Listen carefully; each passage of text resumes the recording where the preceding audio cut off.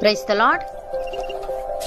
ఈరోజు దేవుని వాగ్దానము, యూదా వారలారా, ఇజ్రాయేలు వారలారా, మీరు అన్ని జనులలో నేలాగు శాపాస్పదమై ఉంటిరో అలాగే మీరు ఆశీర్వాదాస్పదమగునట్లు నేను మిమ్మను రక్షింతును. భయపడక ధైర్యము తెచ్చుకొనుడి. జకర్యా గ్రంథము 8వ అధ్యాయము 13వ వచనము. సహోదరి సహోదరులారా, యూదా మరియు ఇజ్రాయేలు వారికి దేవుని నుండి వచ్చిన గొప్ప ఆశీర్వాదకరమైన శుభవార్త ఇది.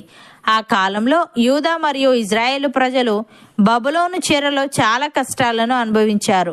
వారి భూమి శిథిలావస్థలోకి వెళ్ళింది. వారు నిరాశ మరియు నిస్సహాయత మధ్య జీవించారు. భయంతో బిక్కుబిక్కుమంటూ అన్ని జనుల ముందు శాపాస్పదముగా ఉన్నారు. అయితే దేవుడు వారిని ఆ చెరలో నుండి విడిపించి ప్రవక్త అయిన జకర్యా ద్వారా వారికి గొప్ప భరోసాను, నిరీక్షణను కలిగించే సందేశాన్ని అందించాడు. మరియు వారు త్వరలో రక్షింపబడతారని, ఇతరులకు ఆశీర్వాదకరంగా మారతారని, వారు భయపడక ధైర్యం తెచ్చుకోవాలని తెలియజేశాడు. ఈ వాగ్దానం యూదా మరియు ఇజ్రాయేలు ప్రజలు ధైర్యంతో ముందుకు సాగడానికి, దేవుని యందలి విశ్వాసంలో స్థిరంగా ఉండడానికి గొప్ప ప్రోత్సాహాన్ని అందించింది. ప్రియులారా, నిర్జలమైన బ్రతుకులో నిరీక్షణను కలిగించడానికి, శాపకరమైన బ్రతుకులను ఆశీర్వాదకరంగా మార్చడానికి, ధైర్యం చెడిన వారిని ధైర్యపరచడానికి దేవుడు చాలినవాడు. ఆయన ప్రజలైన వారు ఆయనపై విశ్వాసముంచి ఆయనపై ఆధారపడితే చాలు. ప్రవక్త ఈ విధంగా అంటున్నాడు: సడలిన చేతులను బలపరచుడి, తొట్టిల్లు మోకాలను దృఢపరచుడి, తత్తరిలో హృదయాలతో ఇట్లనుడి, భయపడక ధైర్యముగా ఉండుడి. ప్రతిదండన చేయుటకై మీ దేవుడు వచ్చిచున్నాడు. ప్రతిదండనను, దేవుడు చేయదగిన ప్రతీకారమును ఆయన చేయును. ఆయన వచ్చి తానే మిమ్మును రక్షించును అని.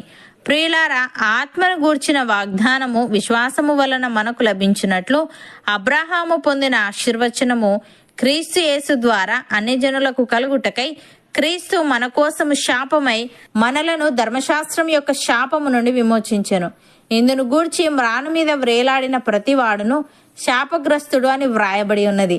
అపోస్తలుడైన పౌలు ఈ విధంగా అంటున్నాడు: ధర్మశాస్త్రము విధించిన క్రియలకు సంబంధులందరూ శాపమునకు లోనై ఉన్నారు. ఎందుకనగా ధర్మశాస్త్ర గ్రంథమందు వ్రాయబడిన విధులన్నీ చేయుటయందు నిలకడగా ఉండని ప్రతివాడును శాపగ్రస్తుడు అని వ్రాయబడి ఉన్నది. ధర్మశాస్త్రము చేత ఎవడునూ దేవుని ఎదుట నీతిమంతుడని తీర్చబడని సంగతి స్పష్టమే. ఏలయనగా నీతిమంతుడు విశ్వాస మూలముగా జీవించును. ధర్మశాస్త్రము విశ్వాస సంబంధమైనది కాదు గాని దాని విధులను ఆచరించువాడు వాటి వలననే జీవించును అని. సహోదరి సహోదరులారా, విశ్వాస సంబంధులే అబ్రహాము కుమారులని మీరు తెలుసుకొనుడి. దేవుడు విశ్వాస మూలముగా అన్యజనులను నీతిమంతులుగా తీర్చునని లేఖనము ముందుగా చూచి, నీ యందు అన్యజనులందరూ ఆశీర్వదింపబడుదురు అని అబ్రహామునకు సువార్తను ముందుగా ప్రకటించెను. కాబట్టి విశ్వాస సంబంధులే విశ్వాసము గల అబ్రహాముతో కూడా ఆశీర్వదింపబడుదురు.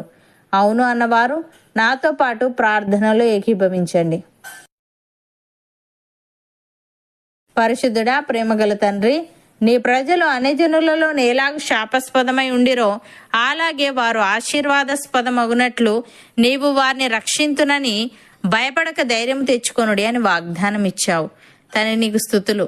దేవా, నీవు ధైర్యం చెందిన వారిని ధైర్యపరచువాడవు గనుక మేము నీ యందు విశ్వాసముంచి నిన్ను బట్టి ధైర్యం తెచ్చుకునే వారముగా ఉండుటకు సహాయము దయచేయమని, నీవు విశ్వాసమూలముగా అన్యజనులను నీతిమంతులుగా తీర్చుదువు గనుక విశ్వాస సంబంధులే విశ్వాసము గల అబ్రహాముతో కూడా ఆశీర్వదింపబడుదురు గనుక మేము నీ యందు విశ్వాసముంచి నీ కృప ద్వారా నీతిమంతులముగా తీర్చబడుటకు కృప చూపమని, ఆశీర్వాదాస్పదమగునట్లు మాలో ప్రతి ఒక్కరిని నీవే రక్షించమని యేసుక్రీస్తు నామమున ప్రార్థిస్తున్నాము తండ్రి.